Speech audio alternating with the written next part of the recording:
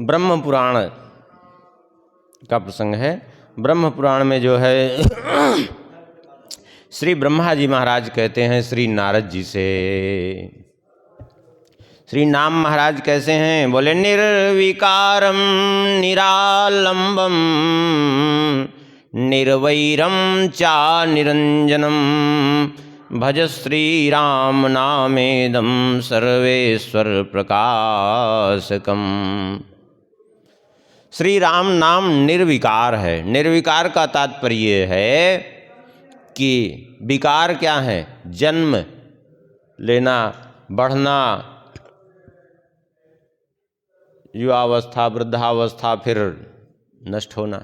लेकिन श्री राम नाम जो है निर्विकार हैं, जन्मादिक विकारों से रहित हैं। ऐसा नहीं कि श्री राम जी का अवतार हुआ तो श्री राम नाम प्रकट हुआ, ऐसा कुछ नहीं, क्योंकि श्री राम नाम सनातन है। जब यहाँ धराधाम पर अवतार लेकर के नहीं आए थे तब भी उनका नाम श्री राम था,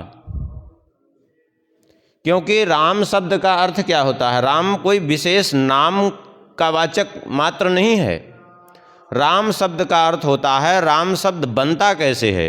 रम क्रीड़ायाम धातु से राम शब्द तैयार होता है व्याकरण के आधार पर, अर्थात जो सबको आनंद देने वाला हो उसी को राम कहते हैं। सीधी बात है, जो सबको आनंद प्रदान करे उसको राम कहते हैं। रमन्ते योगिनो यस्मिन सत्यानंदे चिदात्मनि, जिनमें योगी जन रमण करते हैं उनको राम कहते हैं। तो समस्त जन्मादिक विकारों से रहित हैं श्री नाम महाराज। और कैसे हैं? बोले निरालंबम, किसी प्रकार के अवलंबन से परे हैं। श्री राम नाम महाराज दूसरे के अवलंबन हो सकते हैं, लेकिन राम नाम के लिए किसी अवलंबन की आवश्यकता हो ऐसा नहीं है। श्री राम नाम बिना किसी अवलंबन के ले रहे हैं तो भी यह कल्याण हो जाएगा, लेकिन अन्य कोई भी साधन आप बिना श्री राम नाम के अवलंबन के, आप बिना नाम के अवलंबन के कोई भी साधन आपका सार्थक नहीं होगा। जैसे कल कई साधनों का स्मरण भी किए थे। मान लिया आप तप ही कर रहे हैं, तप कर रहे हैं तो तप करने के केवल शरीर सुखाने से तो कुछ लाभ नहीं होगा भाई। तप कर रहे हैं तो आखिर नाम का जप तो करना पड़ेगा कि नहीं भाई? जो भी जाते हैं तपस्या करने, आखिर किसी न किसी देव विशेष का नाम, उनका मंत्र जप करके ही तो तप करते हैं। हाँ, केवल ऐसा तो नहीं कि बस झूठी देह को सुखाने में लगे हैं और कोई काम नहीं है, ऐसा तो नहीं करते। कुछ न कुछ तो आश्रय लेते हैं। तो किसका आश्रय लेते हैं? किसी के नाम का मंत्र का ही आश्रय लेते हैं।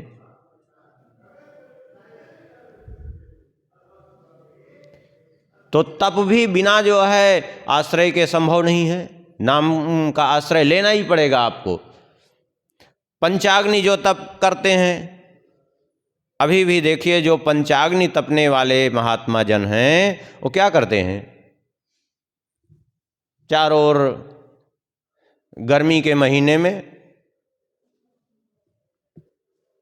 चारों ओर आग जला लेते हैं, और आग जला करके कड़ी धूप में दोपहर के समय चारों ओर आग जला करके उसी के बीच में बैठते हैं। अब बैठ के क्या करते हैं? खाली ऐसे बैठे रहते हैं क्या? अरे वो 6000 मंत्र का जाप जब तक उनका पूरा नहीं होता तब तक बैठे रहते हैं, और जब मंत्र जब पूरा हो जाता है तो उठ जाते हैं अपना पूरा करके। या और किसी ने और ज़्यादा नियम लिया है तो और ज़्यादा बैठ करके वो देर तक। तो आखिर में वो पंचाग्नि भी तप रहा है तो किसका सहारा लिया है? नाम का सहारा लिया है, उनके मंत्र का सहारा लिया है कि नहीं लिया है?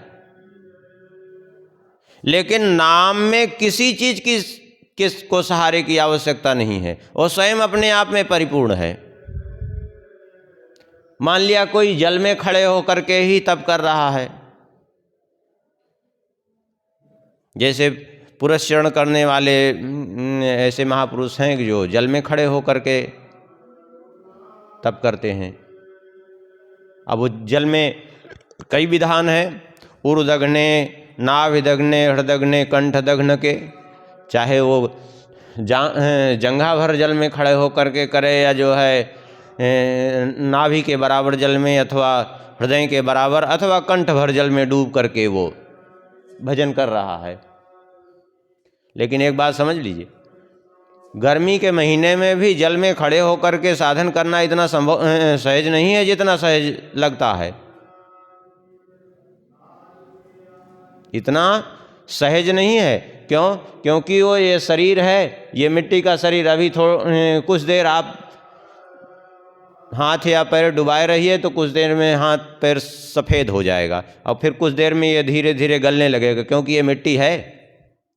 और इतना ही नहीं, वो शरीर जल को शोषित करने लगता है। फिर गर्मी के महीने में भी इतनी भीषण ठंडी लगती है, जो जल में खड़े होकर के साधन करते हैं, कोई सामान्य बात नहीं है। हाँ, और मछली कछुए अलग नोचते हैं, पा जाते हैं तो। हाँ, ये तो हम अनुभव भी किए हैं। कई साल पहले की बात है, हम भी गए, राधा कुंड में खड़े थे, पाठ कर रहे थे, और वो एक ठो कछुआ आया, अंगूठा पकड़ा। कहे अरे, तो घबरा गए कि ये क्या हो रहा है। देखे तो संयोग से रात थी, उस समय अंधेरा था। फिर दूसरे दिन में जब गए तो फिर वो पकड़ा आगे। हम कहे ये तो यहाँ बिल्कुल। और फिर धीरे धीरे हमको सर्दी भी लगने लगी, शीत प्रकृति है, तो फिर हम वहाँ नहीं किए पाठ, फिर वहाँ कमरे में करने लगे। तात्पर्य यह है कि जल में खड़े होकर के करना इतना सहज भी नहीं है, अथवा पंचाग्नि तपना गर्मी के महीने में भी इतना सहज नहीं है। लेकिन कुछ भी हो, चाहे जैसे भी आप करेंगे, लेकिन आखिर किसी न किसी का सहारा लेना पड़ेगा कि नहीं लेना पड़ेगा?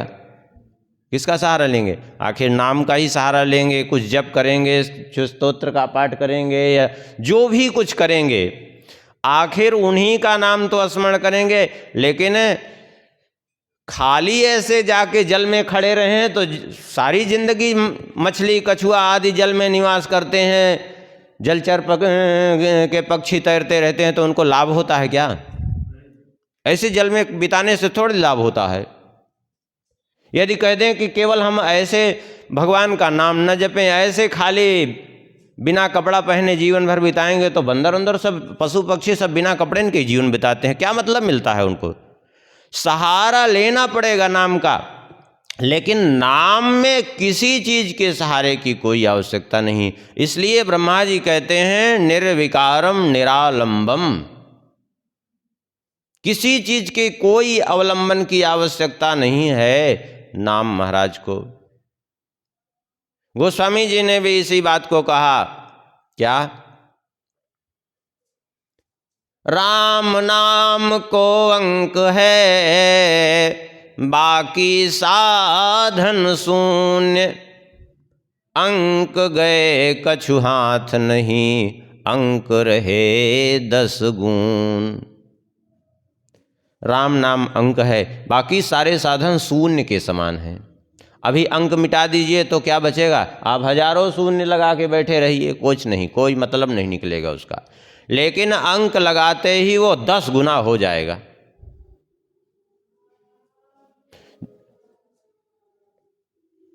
इसका अर्थ ये भी नहीं है कि शून्य का कोई महत्व तो नहीं है। एक है अंक, लेकिन शून्य लगाने से वो 10 बन जाएगा तुरंत।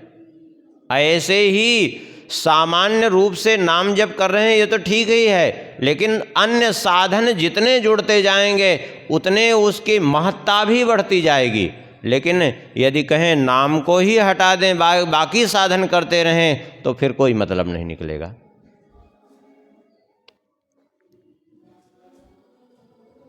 तो अन्य साधन जो भी होने चाहिए, लेकिन जो है विशेषता नाम की। अच्छा, एक बात और भी समझ लीजिए, आप नाम को प्रधान रख करके जितने साधन करेंगे तो उनकी महिमा बढ़ती जाएगी। लेकिन अन्य साधन को प्रदान कर दें। जैसे मान लिया आपने लिख दिया 1, ठीक है। अब 1 के बाद में जितने शून्य आप लगाएं उनकी महत्ता 10 गुना बढ़ती जाएगी। लेकिन 1 लिखे हैं उसके पहले शून्य लगाते जाइए तो तो क्या मतलब नहीं, फिर वो 1 का 1 ही रहेगा। ऐसे ही नाम को प्रधानता दे करके बाकी उसके पीछे जितने साधन रहेंगे उनकी महिमा तो बढ़ेगी, लेकिन अब साधन के पीछे केवल नाम को रखेंगे तो फिर साधन का महत्व नहीं रहेगा, फिर वो शून्य का शून्य ही रहेगा, ये तात्पर्य है। और निर्वैरम च निरंजनम, अच्छा विशेषता और भी क्या है नाम में? बोले नाम निर्वैर, निर्वैर माने नाम से किसी का कोई विरोध नहीं है, किसी साधन का कोई विरोध नहीं नाम से। आप अन्य साधनों को आप देखिए तो कहीं ना कहीं विरोध होगा, निश्चित, इसमें कोई संदेह नहीं है। जैसे मान लिया कल के प्रसंग में उदाहरण भी दिए थे, जैसे मान लिया सत्य, बात नहीं रही भाई, जैसे मान लिया सत्य, आप सत्य का पालन कर रहे हैं, ठीक है। 2 व्यक्ति हैं, आप एक सत्य बोलें तो दोनों एक दूसरे के विरोधी हैं मान लिया। अब आपने सत्य का आश्रय लिया है तो एक को स्वाभाविक है पीड़ा होगी, दूसरे को प्रसन्नता होगी, जिसका आप, और सत्य प्रायः जो है कटु हो ही जाता है। तो आप सत्य का आश्रय लिए तो देखिए अपने आप कहीं ना कहीं शील गुण आपको संकोच करना पड़ेगा, शील गुण को संकुचित करना पड़ेगा, तभी तो अगले व्यक्ति के साथ सत्य का बर्ताव कर पाएंगे आप। ये सबको करना पड़ता है। जैसे देखिए अब उदाहरण लीजिए, महाराज दशरथ जी ने सत्य का पालन किया और उस सत्य का पालन करने के लिए आखिर जो है अपने शील गुण को कम करके राम जी को वनवास देना पड़ा कि नहीं देना पड़ा? भले ही विवस्था में देना पड़ा, लेकिन कहीं ना कहीं शील गुण को विवश होकर के ही संकुचित करना पड़ा कि नहीं करना पड़ा?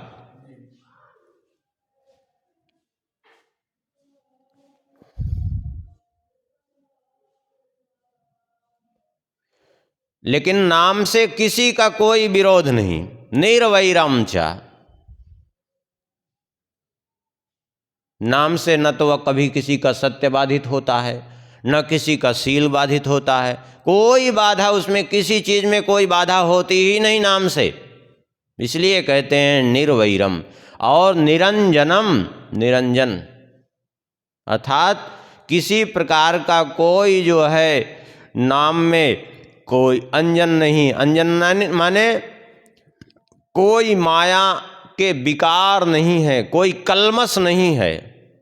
अंजन क्या होता है? अंजन काला, तो कालिमा नहीं, कोई कलमस नहीं है नाम में, किसी प्रकार का कोई विकार नहीं है।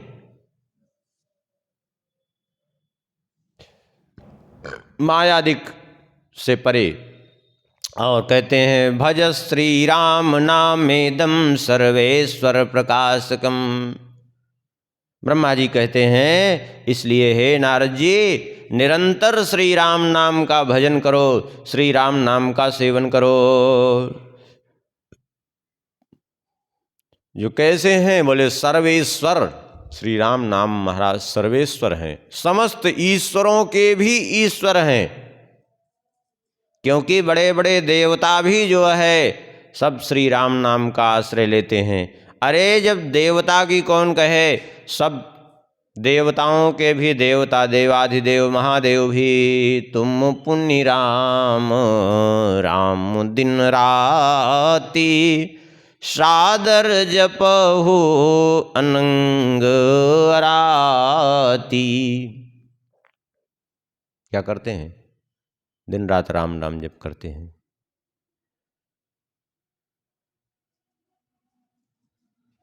भगवान विष्णु भी राम राम जप करते हैं। पूर्व में स्मरण भी किए थे और आगे भी प्रमाण देंगे कि स्वयं भगवान विष्णु ने लक्ष्मी जी से कहा है कि मैं भी राम राम उच्चारण करता रहता हूँ, जप करता रहता हूँ। स्वयं कृष्ण ने भी ये बात कही है। पार्वती जी क्या करती हैं? भगवान का नाम जप करती हैं। आगे प्रसंग में आएगा भी, कूर्म पुराण में स्वयं भगवान शंकर जी ने ही पार्वती जी को उपदेश दिया है श्री राम नाम जपने का, और तब से पार्वती जी निरंतर श्री राम नाम का जप करती हैं। और गणेश जी, महिमा जासो जान गणराव, प्रथम पूजियत नाम प्रभाव।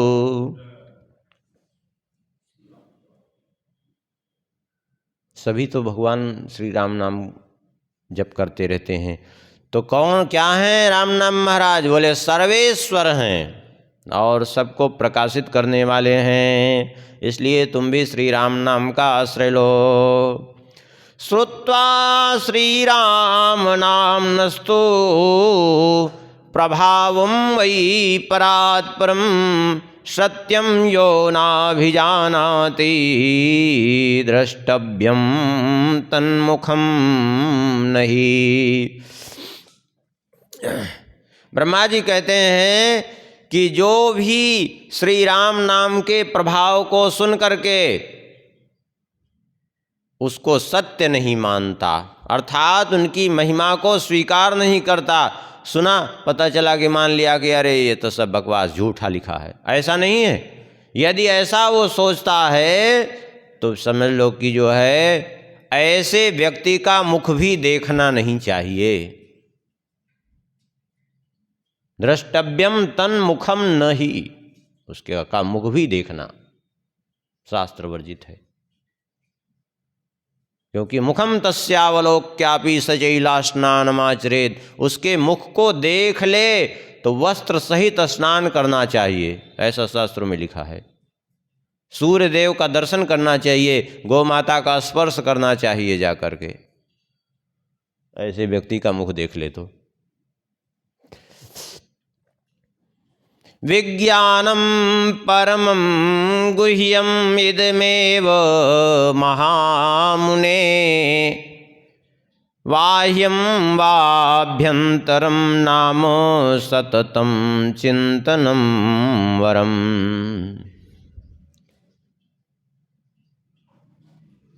ब्रह्मा जी कहते हैं श्री राम नाम परम गोपनीय भी है और श्री राम नाम सर्वोत्कृष्ट विज्ञान स्वरूप भी है।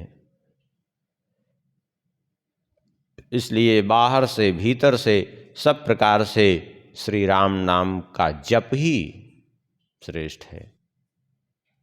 बाहर से भीतर से माने मन में भी श्री राम नाम हो और ऊपर से भी जप करना चाहिए, अर्थात बढ़िया कीर्तन भी करे, मन से भी श्री राम नाम का स्मरण करे। दोनों में अंतर क्या है? देखिए, एक स्थिति बन गई हो तो मन में ठीक है, और नहीं तो जब तक चित्त बहिर्मुखी है ना, आप अनुभव करके देख सकते हैं, चित्त जब तक बहिर्मुखी है तब तक मन में तो राम नाम चलेगा लेकिन चित्त इधर उधर घूमेगा। तो ऐसी स्थिति में क्या करें? बोले कीर्तन करना चालू कर दीजिए, और कीर्तन करना चालू कर देंगे तो चित्त बाहर भागने नहीं पाता फिर। क्यों? क्योंकि जब उच्च स्वर से कीर्तन होता है, कीर्तन का मतलब होता है उच्चैर भाषा तो कीर्तनम, उच्च स्वर में जो उच्चरित हो उसको कीर्तन कहते हैं, और जो निम्न स्वर में हो उसको जप कहते हैं।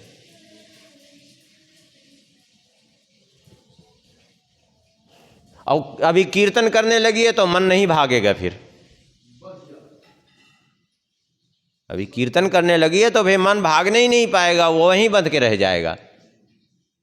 इसलिए जो है बाहर भीतर दोनों की बात कही ब्रह्मा जी ने।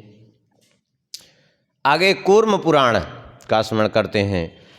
कूर्म पुराण में भगवान शंकर जी पार्वती जी से कहते हैं, गोप्याद् गोप्यतमं भद्रे सर्वस्वं जीवनं मम श्रीराम नाम सर्वेशमद्भुतं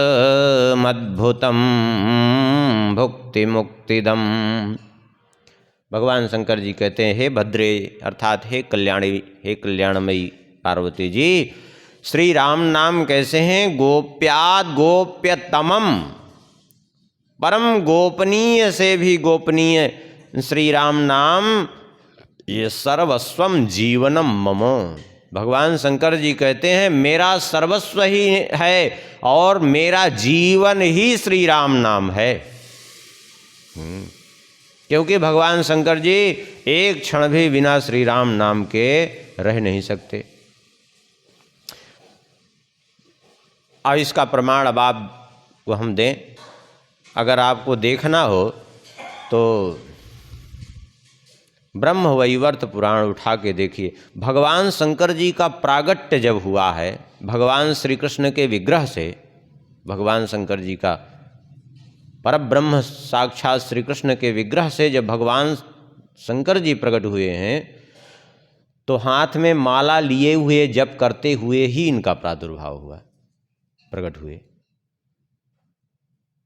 वहाँ स्पष्ट रूप से वर्णन है, कमल की माला लिए हुए हाथ में बड़े तन्मय होकर के जप कर रहे थे।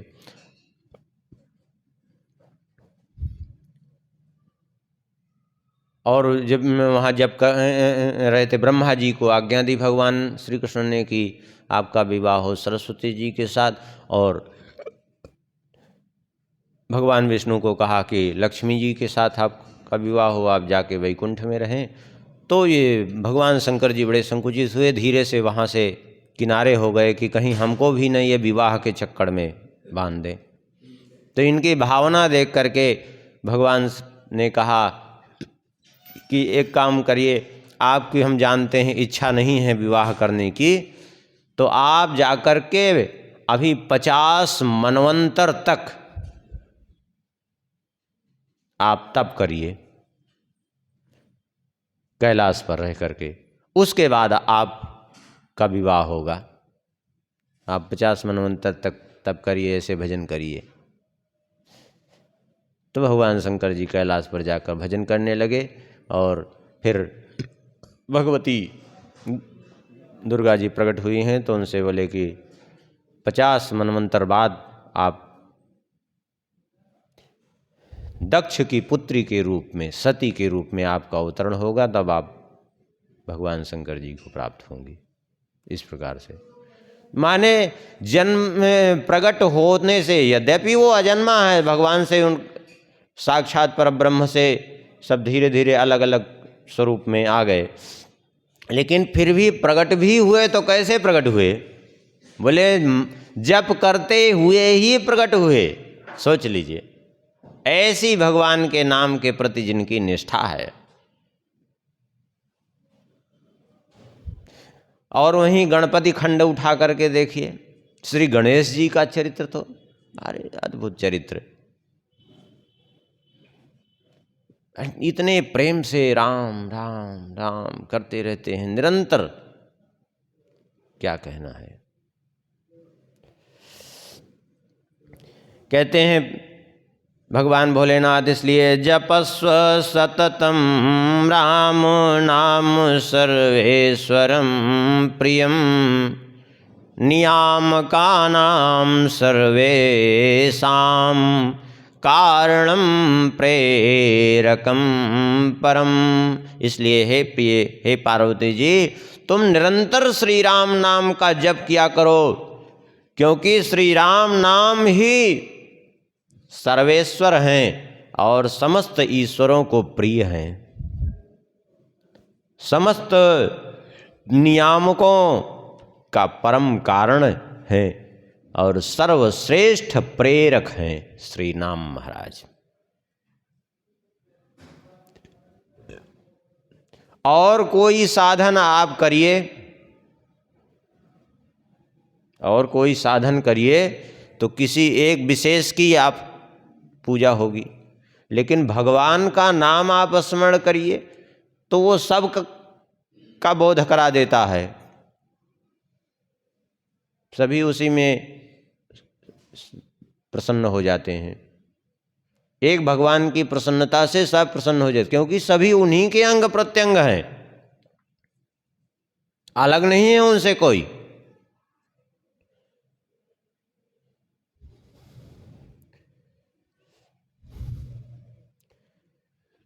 इसलिए भगवान भोलेनाथ कहते हैं, हे देवी तुम श्री राम नाम का जो है जप करो। अब यहीं विश्राम करते हैं। श्री सीताराम नाम महाराज की। सिया बोल सिया बोल सिया सिया बोल। श्री राम राघव रसिकेश बोल।